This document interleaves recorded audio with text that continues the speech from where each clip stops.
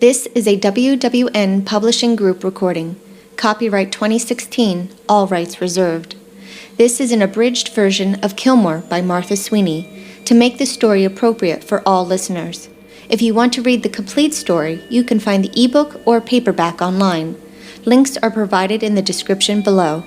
Killmore, Book 1 of the 2-book series. Read to you by the author. Chapter 28, Aiden. The feed we've been getting from Laurie's home has been a pain in the ass since Paul and I got our end put together. It would be nice to have decent gear that wasn't so old. There are too many wires and things that make even me get lost. It took a darn near 3 hours to get a signal at our place after I set up at Laurie's, and this morning isn't doing much better. It looks like Paul or I might need to take a temporary trip to meet up with one of our contacts to re-establish our funds to be able to get some new stuff. There are pros and cons to being undercover. The cons are starting to get to me. "You need to go back over," Paul states. "Yeah, I know," I huff, cutting him off and just as irritated as he is. "Just explain. I'm sure she'll understand," Paul suggests. "Right," I mumble. "Want me to come with you?" he offers. "That might be a little weird," I counter. "For who? You?" "For overall," I say. "Why?" "How many guys who are trying to win back their ex-girlfriend bring their father over?" I ask. Paul studies me for a few seconds. "Good point." I wipe my hands over my face, trying to wake myself up since I got to bed late last night after trying to get this shit to work properly. "I'm going to shower, then I'll head over there," I inform. "We aren't running?" Paul asks. "Shit," I moan. "I don't have the energy, not if I have to deal with this crap." "Suit yourself," Paul answers. "I'll be back in about 20 minutes. "Okay," I reply. I soak longer than usual under the water because I masturbate, thinking of Laurie.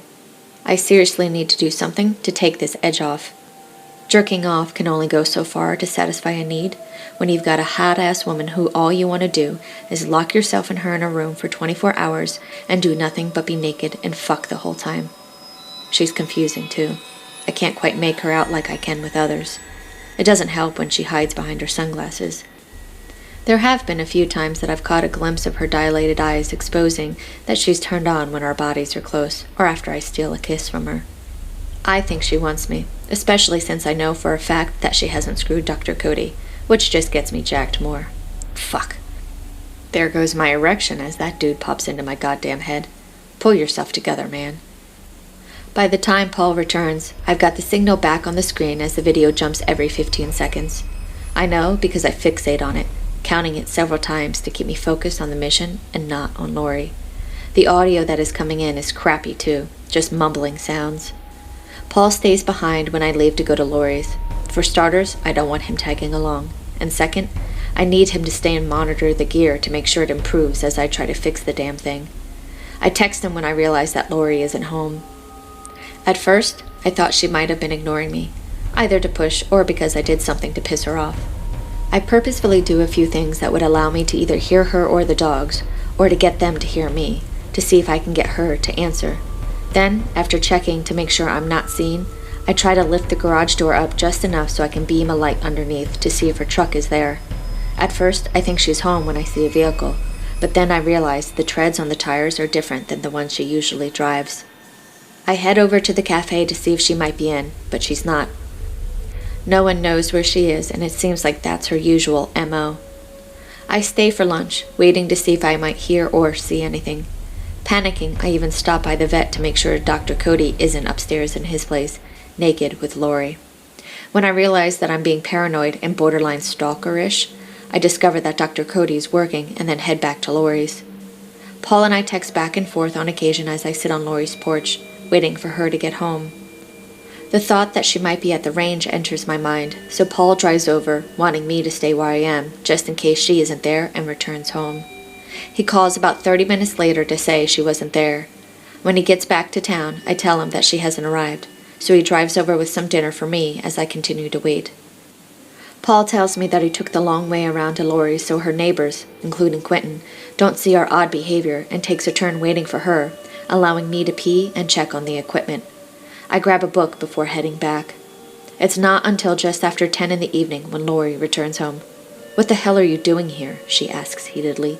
"Waiting for you, Pix," I say, with a smile to diffuse her irritation. "Why? And how long have you been here? She inspects. A while, I return, not wanting her to know just how long. And because I need to fix something. What? She inquires, still sitting in the car, not pulling into the garage once the door is up. I cock a brow and she sighs. Once she parks the truck, I follow her inside. What needs to be fixed? She asks, seeming more interested and less agitated. Our connection is bad, I explain. So your equipment is out of date, she charges. Not all of it, I return with a grin. Perv, she huffs. What am I a perv for? I tease. You know why, she challenges. I'm not the one who made it sexual, I reply. You did. I didn't make it sexual, she rebuts. Yes, you did, and you know it, I laugh. You're a guy, she states. Everything is sexual to you. True, I goad. She spins and storms off toward the kitchen. You're still hot when you're mad, especially when walking away, I announce. What? She snaps. Your ass is what does it, I admit, the way it moves. You're a pig, she says. You'd like it, I throw back. Laurie remains quiet, either too mad to say something or possibly plotting how to hurt me as she pauses in the kitchen.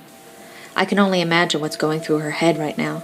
I wonder if she's pictured me naked, if she's thought about us having sex, and where or how. Part of me wants her to come and distract me. It would be a reason to stay longer. I make a few tweaks to the connection and call Paul. It takes a few more minutes until he confirms that the audio and visual are coming in more clearly. Then I set up 2 more units by the other windows. Hey, Laurie, I call. Yeah, she answers in a calmer tone. Any chance I can set up upstairs? I ask. Why? A different angle, I mention. Plus, we'll be able to determine which ones we need and don't for when we come back to do the exterior installs. She eyes me for a moment. How long were you really waiting for me? A while, I share. As in, how long? Since the afternoon, I admit. You were here the whole time, she checks. Pretty much, I state. Did you eat? And where did you pee? She takes a breath and continues, not giving me a chance to answer. If you peed on my grass, or on my trees or plants, so help me God, I will fucking kill you. I laugh. Paul brought me food and waited for you while I went back to use the bathroom when I needed it, I explain. I didn't pee on your property. You better not have, she accuses. You're sexy when you're mad, I say, wanting to diffuse the situation and to redirect our conversation. I'm not mad, she counters. You look and sound it, I challenge. Trust me, you'll know when I'm mad, she directs. Looking forward to it, I tease, imagining that it would get physical. My mind wanders, wondering how she would attack me, and then it doesn't matter because I picture it turning into hot, crazy-ass foreplay with her legs wrapped around my waist, our bodies warm, wet, and sticky as we go at it. Aiden, a voice calls. What? I reply, snapping out of my daydream. What were you just thinking about? She asks. Nothing, I lie. Bullshit, she challenges. Laurie takes a calculative step toward me. What were you just thinking about? Nothing, I repeat. Can I set up upstairs? No, she denies. Not until you tell me. I'll show myself up, I counter, turning toward the steps. No, she snaps, grabbing my arm and positioning herself between me and my path. Yes, I argue, purposefully baiting her to see if my fantasy will come true. I take a slow half-step toward her. I'll throw you and your equipment out, she threatens. And I'll throw you over my shoulder, carry you up to your room, and spank you, as well as other things, I retaliate. Where the fuck did that come from? Shit. Laurie giggles. What? You don't believe me? I deflect. I didn't say that, she returns with a smug grin. You'd like that, wouldn't you? I press. I know you would, she goads. Is that what you were just thinking about? No, I lie. Bullshit, she laughs. I take a step to the right to pass her, but she follows me. I move to the left, and so does she. Let me upstairs, Laurie, I command. With the bag in hand, I walk toward her, forcing her to step backward until she's blocked by the wall. I'd rather show you, I say, dropping the bag and leaning in to kiss her. 2 seconds later, my forehead stings from her catching me off guard. She pretended like she was going to accept the kiss, but then sidestepped as she grabbed my wrist and the back of my neck and pushed my head into the wall. What the fuck? I never said you could touch me when we're not in public, she defends. That fucking hurt, I complain. I can't be mad. I did have something like that coming. Plus, she's sexy as fuck when she asserts herself.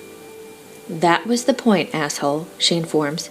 To snap you out of whatever it is and for you to understand that just because we are pretending to be in a relationship does not give you any permission to touch me, be in my home, or anything else. You're still sexy, I chuckle. You're an idiot, she replies. Can I please sit upstairs now, I ask, still rubbing my forehead. When she doesn't answer, I admit, I was picturing you naked, okay? A grin emerges on her face, and I know she's pleased with herself for getting me to confess. I think she's even excited by it, too. She steps to the side and gestures with her hand for me to proceed. I watch her for a few beats, wanting to make sure she isn't bluffing. Ready for anything, I carefully reach down and pick up my bag. She follows me up the stairs, not saying a word as I peer into the first room.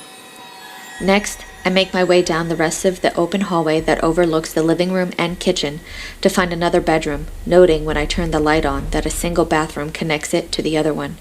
Laurie stands perched in the doorway as I set up the next round of equipment. As I'm halfway done, I ask, "So, when do you think we could get the outside one set up?" "What do you mean?" "In order to not have any interference, we need our cameras and antennas to be closer," I share. "Why are you asking me?" she checks. "It's your property," I state.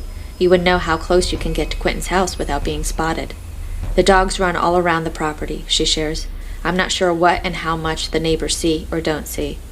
"When people were there before, could you get pretty close but still be hidden by some of the trees?" I ask. "Probably," she says, shrugging her shoulders. "Maybe we should test it," I suggest. "What do you mean?" "Is there anyone in the house on the other side?" I check. "Not right now," she states. "Would you mind going out into the yard with the dogs so I can see how close you can get to your house without me seeing or hearing you at this time of night?" I inquire. "You think I'm going to let you be in my house alone, without me?" she scoffs. "No," I counter. "I'll stand just outside the greenhouse watching, listening, to see how close you can get." "Fine," she huffs. Once we're outside, she and the dogs circle alongside the road and then duck into the trees where she's well out of my sight. She takes a walkie-talkie for communication as I listen and watch through binoculars. Even with the heat-seeking device, she's able to stay hidden pretty well. "So?" she questions when she approaches. "Didn't spot you until you were about a quarter mile away," I say. "Would that be enough for you?" "Definitely," I confirm. "It would definitely help to know what they are and aren't using to block transmissions and all. That way I don't get spotted, but that's not going to happen." Laurie nods but doesn't say anything. She has a look like she knows something. "What?" I check. "What?" she returns. "Do you know something?" I ask. "About what?" I shrug my shoulders, brushing the idea out of my head. "Nothing. Thanks." "Yeah," she says, heading back inside. This is the end of this chapter. Thank you for listening. I hope you're enjoying the story so far. To read the full, unabridged version, you can find a link in the description below. To find out about new releases before the general public, be sure to subscribe to my newsletter. You'll find a link in the description as well. Also, to be notified when the next chapter is published, make sure you subscribe to my channel.